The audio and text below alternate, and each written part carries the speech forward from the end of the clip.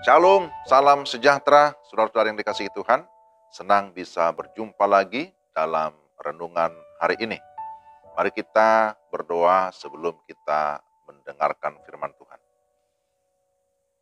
Kami mengucap syukur kepadamu ya Tuhan, setiap kali ada kesempatan bagi kami mendengarkan firman. Kami memohon supaya Allah Roh Kudus menerangi hati kami. Membuka pikiran kami sehingga kami dapat memahami kebenaran-Mu dengan baik. Dalam nama Tuhan Yesus kami sudah berdoa. Amin. Firman Tuhan dari Amsal 22 ayat yang ke-6. Didiklah orang muda menurut jalan yang patut baginya.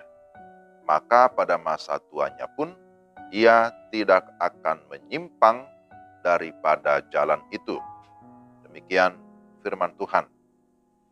Renungan kita saya beri tema, pendidikan mengubah hidup. Para pendidik, khususnya orang tua, hendaklah menyadari bahwa setiap anak memiliki kebutuhan fisik maupun kebutuhan spiritual. Bagi orang Kristen, tujuan mendidik anak adalah agar mereka mengenal Tuhan dan akhirnya mereka hidup di dalam Tuhan. Kita hidup dalam dunia yang merelatifkan segala sesuatu.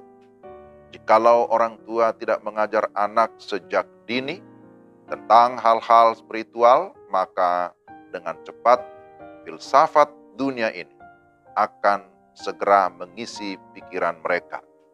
Maka jangan kaget kalau suatu saat mereka menjadi anak-anak yang berontak dan tidak percaya akan Tuhan. Banyak orang tua yang menyesal di kemudian hari, karena setelah anaknya bertumbuh dewasa secara fisik, ternyata anaknya menjadi troublemaker atau sering membuat masalah. Akhirnya orang tua bergumul dan terus berdoa agar Tuhan menyelamatkan dia.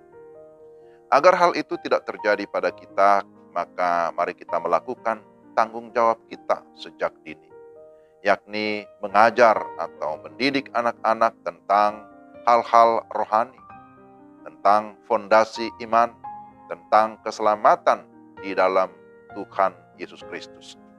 Ada beberapa prinsip yang harus dipahami oleh orang tua berkaitan dengan tanggung jawabnya di dalam mendidik anak, yaitu pertama, untuk dapat mengajarkan pokok-pokok iman kepada anak-anak, maka orang tua harus memiliki hubungan yang benar dengan Tuhan.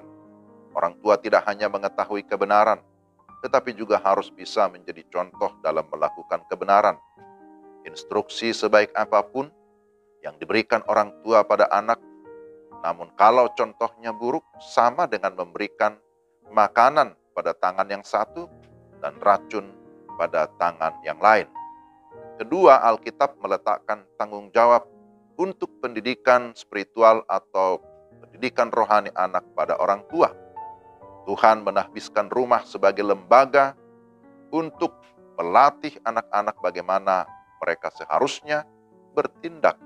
Orang tua tidak seharusnya menyalahkan lembaga-lembaga lain seperti gereja ataupun sekolah bila ada yang salah dengan anaknya. Tapi sebaliknya orang tua harus kembali menyadari akan tanggung jawabnya. Ketiga, Alkitab jelas mengajarkan bahwa perintah untuk orang tua harus berlaku, tetap berlaku, terus-menerus sampai dengan saat ini. Alkitab menyatakan didiklah anak itu dalam jalan yang harus dilaluinya. Dan ketika ia dewasa, ia tidak akan jauh dari jalan itu. Orang tua menjadi guru utama dan pertama bagi anak-anaknya yang akan mendidik anaknya pada jalan Tuhan. Pendidikan yang benar itu akan mengubah kehidupan. Maka mari kita berusaha melakukannya dengan sungguh-sungguh.